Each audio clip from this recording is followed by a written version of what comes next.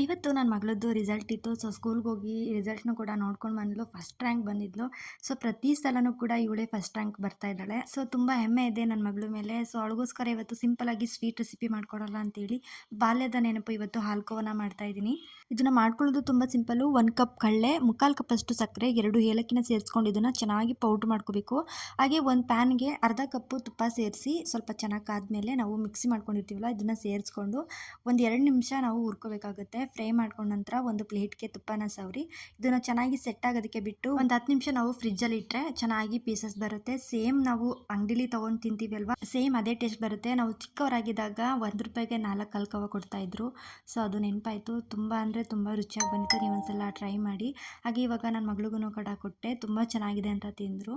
ಹಾಗೆ ಅವಳದು ಇವತ್ತು ಮಾರ್ಕ್ಸ್ಗಳನ್ನ ನಾನು ಲಾಂಗ್ ವಿಡಿಯೋದಲ್ಲಿ ಶೇರ್ ಮಾಡಿದ್ದೀನಿ. ಹಾಗೆ ಇವತ್ತು ಮಟನ್ ಗ್ರೇವಿ ಮತ್ತು ಮಟನ್ ಬಿರಿಯಾನಿನೂ ಕೂಡ ಶೇರ್ ಮಾಡಿದ್ದೀನಿ. ಯಾರಿಗಾದರೂ ಇಂಟ್ರೆಸ್ಟ್ ಇದ್ದರೆ ಫ್ರೀ ಇದ್ದರೆ ಒಂದ್ಸಲ ಚೆಕ್ ಮಾಡಿ. ನಾವು ಆಸ್ತಿ ಮಾಡೋದಕ್ಕಿಂತ ಮಕ್ಕಳನ್ನೇ ಆಸ್ತಿಯನ್ನಾಗಿ ಮಾಡಿದ್ರೆ ಅವರು ಫ್ಯೂಚರಲ್ಲಿ ಅವರ ಭವಿಷ್ಯದಲ್ಲಿ ತುಂಬ ಒಳ್ಳೆಯದಾಗುತ್ತೆ ಅಂತ ಹೇಳ್ತಾ, ಸೊ ಈ ವಿಡಿಯೋ ನಿಮಗೆ ಇಷ್ಟ ಆಗಿದೆ ಅಂತ ಭಾವಿಸ್ತೀನಿ. ಇಷ್ಟ ಆಗಿದ್ರೆ ನಮ್ಮ ಪೇಜ್ನ ಫಾಲೋ ಮಾಡ್ಕೊಳ್ಳಿ. Thank you.